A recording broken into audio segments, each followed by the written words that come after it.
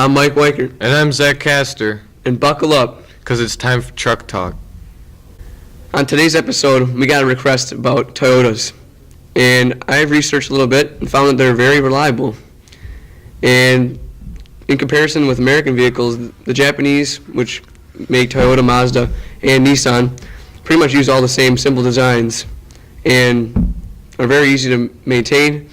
And you can pretty much take a Toyota apart with a 10mm wrench. So they last a very long time. Lots of them easily can make 300,000 miles without even major repairs. Yeah, major repairs. Do you know, just like struts and ball joints and oil changes and maybe a water pump or alternator in there. Yeah. So Toyotas are pretty mint and they last a long time. Except for the frames. Except for the frames. If you're going to get, or the newer Tacomas and Tundras and such, they have fixed their design flaws, but older T100s and mid to late 80s Toyota pickup trucks, they had a really bad tendency of getting a lot of rust on the frames, up in the rust belt, if you would.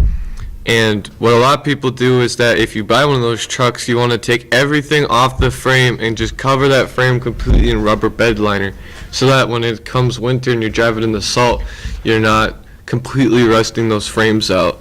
Not to mention body panels had a tendency to rust out a lot on those. I've seen frames where I could put my hand to the side of the frame, and that's how rusted out they get. But the motor is solid, so. Motors and transmissions are solid. Mm-hmm. You just gotta, if you don't want to do that, just make sure you put it through the car wash every week or something like that. Or just not driving on the roads in the winter at all. Right. That's, park it for the winter. That's what a lot of people do.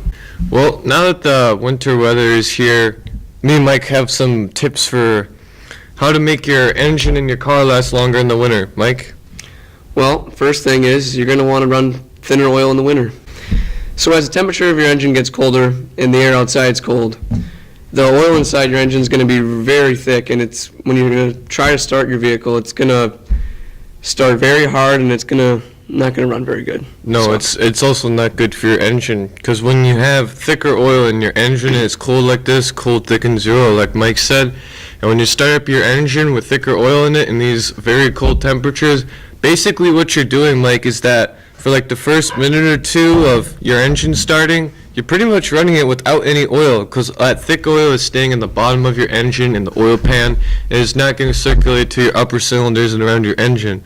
So basically you're dry firing your engine. Yep. And that is very, very not good.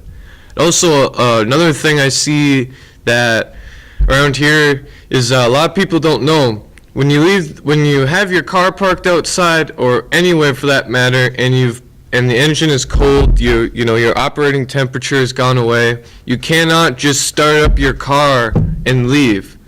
I see a lot of people, they just start up their car, and the second they start it, they leave school or they leave work or wherever they are. And that is, in these colder temperatures, is horrible for your engines. You at least need to give your engine about 30 seconds to a minute to have your oil circulating in your upper cylinders and around your engine. Because if you're just firing up your vehicle and leaving wherever you are, you're pretty much running your engine without oil in your upper cylinders, and it is not good for your engine, especially in this cold weather. See you next week on Truck Talks.